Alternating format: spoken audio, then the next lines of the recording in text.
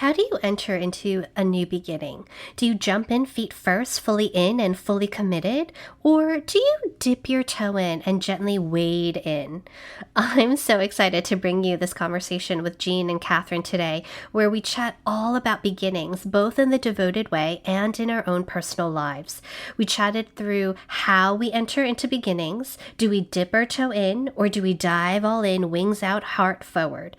It was so beautiful to hear their experiences in the devoted way, how their journeys have supported them and stretched them and brought each of them into a deeper knowing of themselves.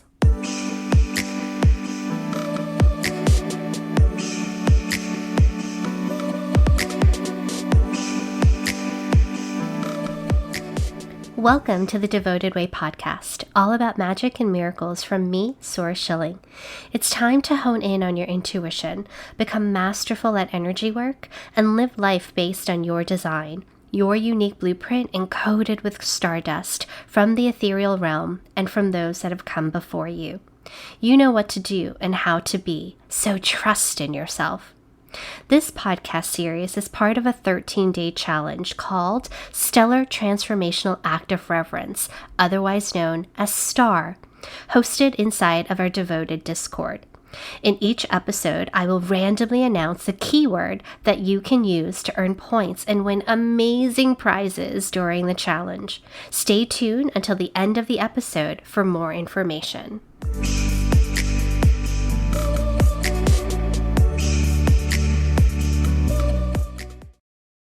Oh, I'm so excited for today. So today we have Jean here with us, and we have Katherine Phillips. And in this devoted podcast, we're going to be talking about beginnings and what that looks like and feels like in all sorts of ways in our lives, as well as inside of Devoted Way Initiate.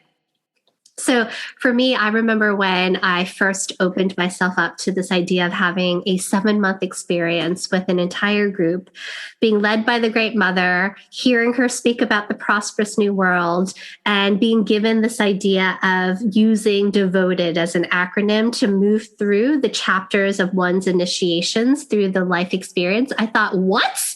What do you want me to do? Like, how am I supposed to do this? No one is going to understand because I don't understand what it is that you want from me. And so that was my beginning. And I often find for me, the beginning is that, which is deep confusion. What do you want me to do? And then feeling as if I need to respirate and trust in that experience and then dive in. So either heads first, feet first, wings open, and like just full heart first. There's usually that kind of experience. But what about either one of you? What do beginnings feel like for you? Oh, beginnings.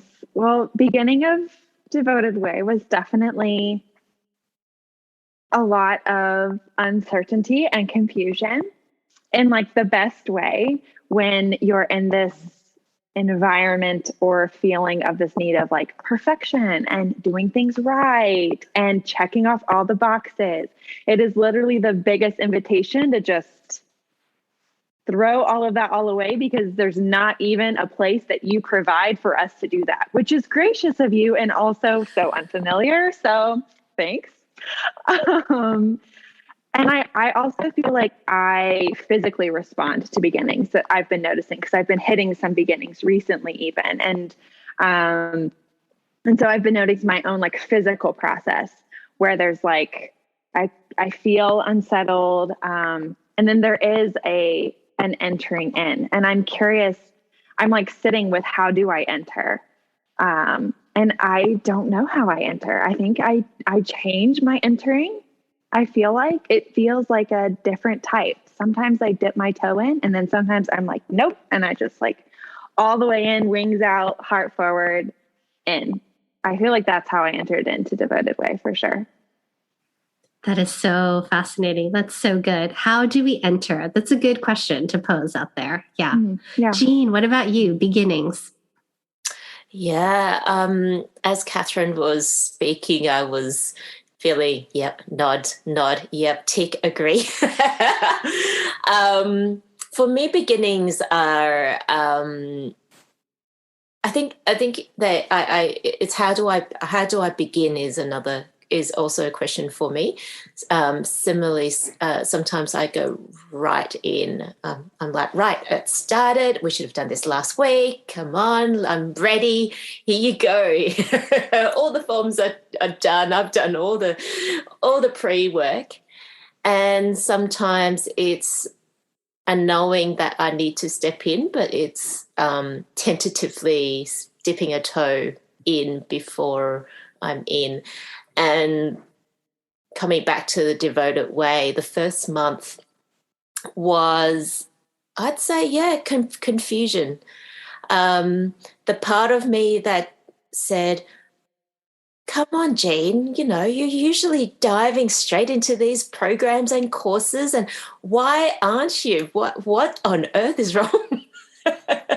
And going through the materials, wanting to go through them and realize that it's not a linear going through them and reading words that I don't know what they mean. Words like arcana was new to me, and all these different levels and realms and acausal, causal, all these new vocabulary and rewiring, and even the words the great mother. I'm still learning who she is and how this relates to all the other words like Gaia, Pachamama, and Mother Earth that I've not come to know. So the first month was really quite let's just say a lot of things were thrown my way. And I thought, maybe when the book arrives and when the jewelry arrives, I'll know exactly what will happen. Not quite there yet either. So, but it's been such a great journey, like learning to unlearn all that is being presented to me, unlearning everything that I've been conditioned to, and seeing this in a different way and from a different perspective. So that's been really quite beautiful and fun. Oh, I love that. The learning to unlearn, right? That's it right there.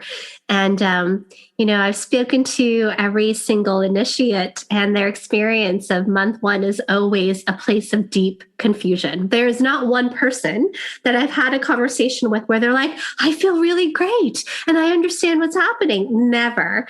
And each time someone comes to me on that first one-on-one call and says, I don't really know what's happening. I don't know what to do now. I don't know if this is correct. What do you want me to do with the divination board? How do you want me to engage inside of the coven space? What is the community space we're using? There's all of these different questions. And I honestly giggle inside. I giggle so hard inside because it's intentional. Right. And so, as many of you know, much of what I do is quite intentional. And it's intentional because I do find that it's super hard when we have this linear way of thinking. We're often praised for our brain of doing a good job of understanding things and being intelligent. And we've gone through courses and we know we do this step and then this step and then this. And then we've been in group programs where there's expectations of you show up and these are the things that you do. And yet there aren't often spaces where basically you're invited to be you and to be present with your life and then notice what happens and trust in the magic and synchronicity. And so I shake everyone up. And I basically put you inside of a washing machine and I help you go into a deep cleanse process. And then the next stage is I then put you in the dryer and then I make you spin a little bit until you come out and you're like, okay, I'm ready. So that's how I often think about it. Does that feel true for you? Oh my gosh, I've never heard you say it like that. And that's it. I'd add to that industrial washing machine. Oh my gosh, yes. Yes. because it is intentional, but it's so intense. And it is this unlearning, Jean, what you were talking about, because we're all trying to do it right. And we're like, Sora, are we doing it right? And then, the more of us that come together, we start messaging each other. Am I doing this right? And then the longer you've been in the experience, the more you can reflect back. It's not about doing it right, but it takes time to really believe that and truly enter in, because I feel like everything we touch is about doing it right. And so you have created a space that is just such a beautiful invitation into that without people really knowing that that's the invitation. I guess now they will. They listen to the podcast, but it's really beautiful. Keyword, sacred flame, sacred flame. Yeah, life is messy, right? Messy in beautiful ways. And often we're told to hide the messiness rather than confront it and be with it and share it. And so when there's that opportunity, right, during that first come and call, where you then get to DM each other and say, oh my gosh, am I doing it right? Or are you as confused? Is it awful for me to say that I feel confused? That's when we get to be open with our messiness. And I think that in itself is such a great healing. I think the playbook that came, little Jean was really excited because it felt like an in-between a workbook and a playbook. And the little Jean, the little good Asian, studious little Jean went, oh, I'll just go one page after the other. I'll color this in and I'll do that. And this and this and that. And she got a little bit confused. Yes, because it's not page after page that we go through it. It's true. It is very true, yes. Which actually, when I created that guidebook, I saw the visual of how to lay it out and in which way to move through it. And it was supposed to be one page after another, yet I didn't understand how. And then as I went in to create the experience in the portal, where there's additional information as supplementary, work or soul work, let's say, my internal self and the great mother was like, okay, we're going to skip through and we're going to do this here and this here and this here. And it was like, oh, and people need to cut things out and all of this stuff. And I was like, wow, those that are in that space of, I need my workbook to be perfect. Well, that's not going to happen because you need to cut things out. You'll be gluing things. Nothing is in order. It's so good. Oh my God, I don't want to cut my book. That's the thing. I've kept it close because I want to be pristine. Jean, you can do it. You can do it. I mean, let's even consider that on a meta level, right?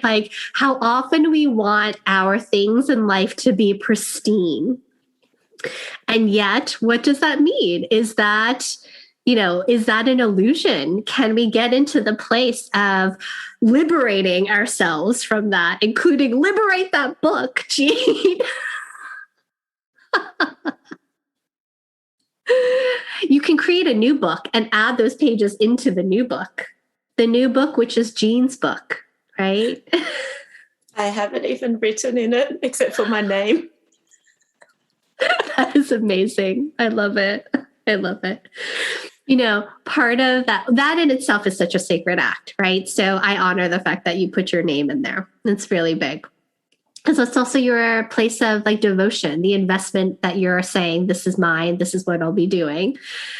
Part of devoted is that we go through devoted as an acronym, and there's these different DEVOTED stands for something. It's a chapter opening in one's life. And there's the methodology meeting, a method of going meta to perceive your understanding of your life based on a particular journey of a cycle, the spiral of yourself and your development. And then next to that is the archetypal energies that are there to support that, and their energy there to help guide you as council members. And so, I know, Jean, you've only been through it a couple times now. So I'm going to ask you as you feel into what that process has been like. And Katherine is now coming to the full circle of it. So Katherine, do you want to share first about how that path has been for you? It's definitely been a really fascinating path. Definitely cyclical. And I think what's been really interesting this month in particular is looking back and remembering what it felt like at the beginning, and then like really getting clear on what it feels like now. And I feel like at the beginning of the process, I was trying so hard to resonate with each of the acronyms and each of the archetypes. And I was like, what the heck is an archetype? Because that was new for me. And I just was like, what? I was so confused, and my perfectionist, people-pleasing self was trying so hard to have it all together. And obviously, we talked about that, and I began to kind of be like, okay, so what's my way? What's my way of tapping into devoted? And I found my own unique pathway of bringing some imagery to life for me to connect with the archetypes, because I was having, I needed a gateway. I needed a bridge that was going to connect my soul with this ability to experience an archetype that I didn't have anything to even touch to understand it on a soul level. I had almost released that logical, I want to understand you, and more of that, I want to experience you, but I needed something to help me enter into the experience. And so I feel like that was a turning point for me when I stepped into, and I'm realizing this right now, like I wasn't trying to like do the devoted way, as I use air quotes, like do it right and figure it out. And instead I felt into what felt good to me, and I trusted my own journey. And so I played with tarot cards and oracle cards to give me some visualizations to help me play with those. And that was a huge piece for me to really begin to enter in more intentionally with the process. And I think at first, as I was experiencing it, in looking back on a month, I would notice where I was. Was I in D? Was I in E? And like I could see it play out. And it wasn't until the last 2 or 3 months where I felt like I was in the archetype and I was in the acronym in the month, and I was aware. And that was a really neat shift too. So I think what is really beautiful is it feels like a journey, and I'm sure it will be unique for every single initiate who moves through. But that I think the turning point that is available is this idea of what does it mean for you to go through devoted? And that was a really neat thing that I feel like you gave me the permission to explore like my own way, and experiencing it my own way, and not having to experience it your way or anyone else's way that we were talking to and messaging and connecting, which was so beautiful. And so, yeah, it's been a really neat thing to even reflect back on that and notice the different things that popped up. It's so true. And towards like the middle, towards the end, like month 5, 6 onward, there's a shift that happens, and you begin to fully live in yourself. And you're witnessing through your eyes and your sacred witness the magic of living in that acausal space with the archetypal energies. And so something shifts. It's like this little change that happens. Jean, I know that you are now in E, so we're speaking of it as devoted, DEVOTED. And so without even knowing anything about those 2 months per se for now, can you share a little bit about what has been activated, or what is the magic that has been brewed in month 1 and 2 for you? The first month had been around dismantling, or continuing the dismantling that I've been doing before entering the devoted way. And it was a continuation of it, but allowing me to step into a new space that it felt a little bit magical and definitely unknown, and knowing that I needed to step into. That really felt true in that first month.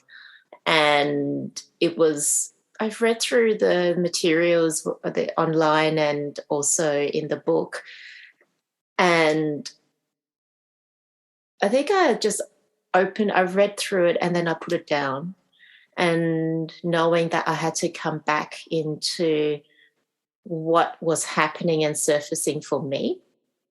And also, I think being reminded, I could hear your voice, Sora, occasionally during my day, and I would remember, the words like the Great Mother, and dropping into a causal realm. And I think for me, it's having the awareness of something much.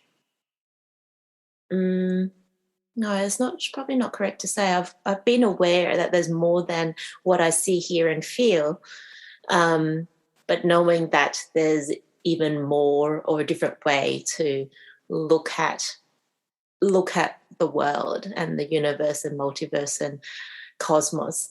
So that was really that first month. And now in my second month, to be honest, I'm still sort of on the outer edges in the devoted way.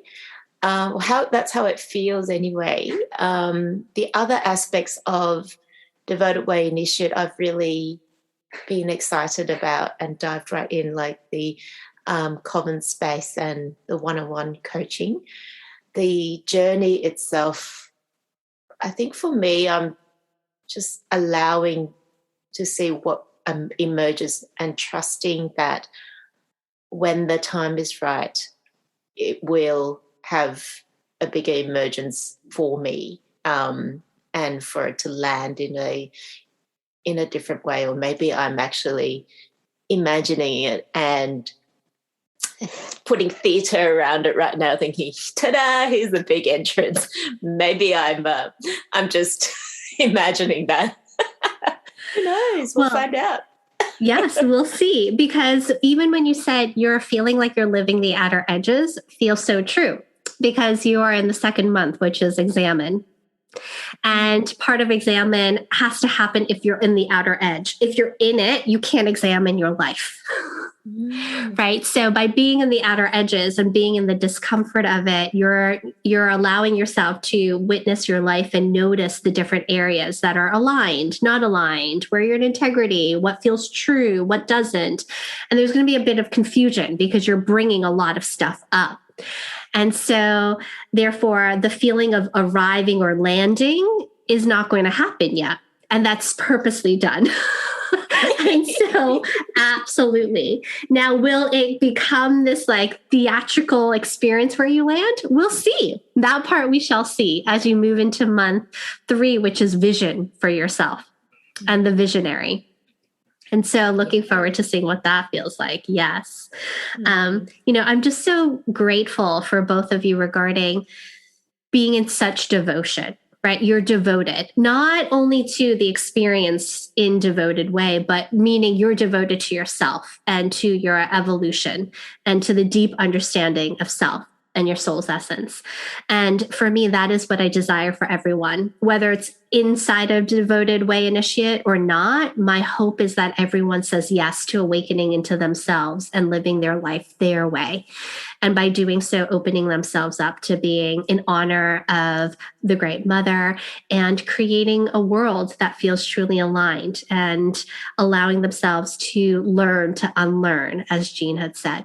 And so I thank you both for our time today. I really do. Thank you so much. Thank you, Sarah. So lovely, Sora. This was so fun. It is a blessing to serve you.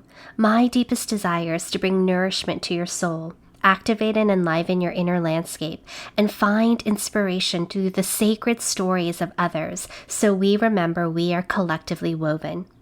If you're currently playing with us in our devoted Discord, remember to submit the keyword and complete the other moves to earn points and win amazing prizes. If you're not playing yet, visit devotedway.com/star, STAR, to sign up.